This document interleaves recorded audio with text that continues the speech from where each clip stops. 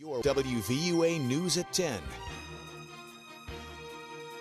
Tonight on the News at 10, we'll have details about a University of Alabama student's death. Plus, the houndstooth ribbon has become a symbol of hope in the wake of April 27th's tornado, and that symbol will shine through Bryant-Denny Stadium during Alabama's first home football game. Hello everyone, I'm Claire Huddleston. Thanks for joining us. A University of Alabama student died suddenly last night. Friends identified him as 22-year-old Marshall Adams from Pensacola, Florida. Tuscaloosa Metro Homicide Captain Lloyd Baker tells us the victim's roommate found him unresponsive on his bedroom floor. Investigators say there was no sign of foul play nor trauma to the victim. The cause of death is pending an autopsy report. Adams' Facebook page says he was studying pre-law at the Capstone. Friends say he was a fifth-year senior and a member of the Delta Kappa Epsilon fraternity. The Alabama Crimson Tide is just 2 days away from kickoff, and that means thousands of football fans will pour onto the UA campus and inside Bryant-Denny Stadium. But what does the influx of people mean for paramedics and hospitals in the area? WVUA's Sarah Chavnik has more information on how to keep you out of the emergency room this football season. Tide fans are getting ready to flood into Bryant-Denny Stadium, and with more people, that means more chance for injury. Dr. Elwin Crawford works in the DCH emergency room, and he says on game days it gets a little more crowded. Anytime you get an influx of patients that require a lot of man hours as far as critical care, and many times these alcohol-induced injuries such as falls or alcohol intoxication that we have to put on a ventilator, those are just patients that tie us up a lot. So if those patients weren't here, then obviously the less critical patients could move through the emergency department much quicker. Thomas Rock with Tuscaloosa Fire and Rescue says game day traffic makes it difficult to maneuver ambulances through the city, and high foot traffic can lead to costly accidents. Some car accidents that get come up about that. Pedestrians hit by vehicles just because the other drivers aren't paying attention of all the traffic and so forth. Everyone wants to get where they're going a lot quicker and just not paying attention. So that's when the population gets as high as it does on game days, that's a big problem. Rock and Crawford attribute most of the patients they see on game days to alcohol. But it's not just drinking and driving cars. Don't get on all-terrain vehicles. Don't ride lawnmowers. You'd be surprised at the number of people that we see come in with lawnmower accidents after drinking alcohol. So just use common sense and avoid things that you shouldn't do with alcohol.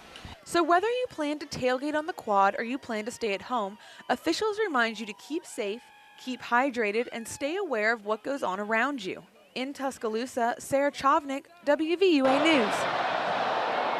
With Saturday's temperatures expected in the 90s, doctors advise you drink lots of water to stay hydrated.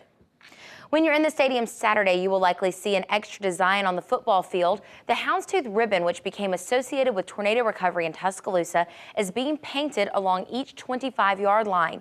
Ground crews were in Bryant-Denny Stadium today working on the field, and UA's ROTC students put chair backs on ticket holder seats. Kickoff is set for 11:21 Saturday morning. These Tide fans aren't waiting until Saturday to claim their spot. They've already set up their RVs near the intersection of Jack Warner Parkway and Greensboro Avenue in Tuscaloosa. Even with this weekend being a non-conference game, more than 130,000 people are expected to pour into Tuscaloosa over the next few days. We have a lot of friends from out of town and out of state and so forth that we come to see and visit with and so forth. We've gotten to an age now that we don't actually physically go to the game. We still are involved with the university in many ways, but it's just the camaraderie of it all. If you need information about where you can park your RV or other information about game day, just go to our website, WVUATV.com, click numbers and links, and look under the sports tab.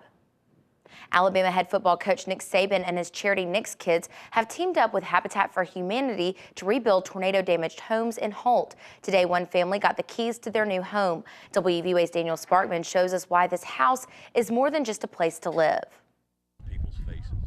The Dowling family rode out the April 27th tornado in their mobile home in Brookwood. Their house was destroyed, and for the past 4 months, they've lived in a travel trailer. But now, with the help from the community and the Alabama and Kent State football teams, the Dowlings have a new place to live. Nobody was out here trying to get their picture taken. They were really working hard to get things done. and we're finding them in the rafters and underneath the floor and everything, and they were just wonderful to work with, and they motivated so many people who we had out here.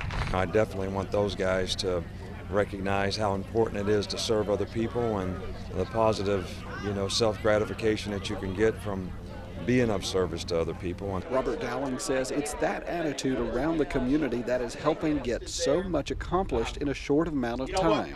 I wish I could have done a lot more, and there's still so much more to be done out there. That's what I want to reiterate.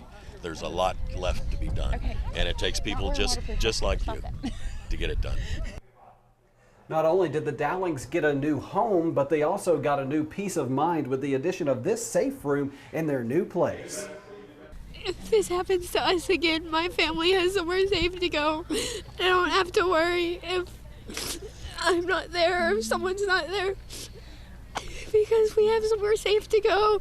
The Dowlings are excited to start moving into their new home and continue helping their neighbors rebuild. In Holt, Daniel Sparkman, WVUA News. Nick's Kids and Habitat for Humanity hope to build 13 houses by the end of the year. Country music superstar Taylor Swift donated $250,000 to Nick's Kids to help rebuild those homes in Holt, and now she's making another donation. Swift is giving $150,000 to the Tuscaloosa City school system. The money will go to the 3 schools damaged by the storm. It's a new era for the Tuscaloosa City school system. Today, Superintendent Dr. Paul McKendrick had his first full day of work. McKendrick says one of the top things on his agenda is visiting the schools on a listening tour. His goal is to hear from the community. McKendrick says he wants to involve the community as school leaders begin a renaissance of teaching and learning in the classrooms. McKendrick says one of the first challenges is helping families recover from the April storms. We also have not only the monies from Taylor Swift, we also have the other, I would say, general contributions that we got from other people. And so we need to develop some kind of way to help families so that a family can come forward and just say, I need this because we were affected by the storm. Tuscaloosa City Schools is holding 3 public meetings. It's your opportunity to share your thoughts on how to move the schools forward. The first meeting is set for Monday, September 12th at Paul Bryant High School, then Tuesday, September 13th at Central High School, and Monday, September 19th at Northridge High School. All meetings start at 6 o'clock.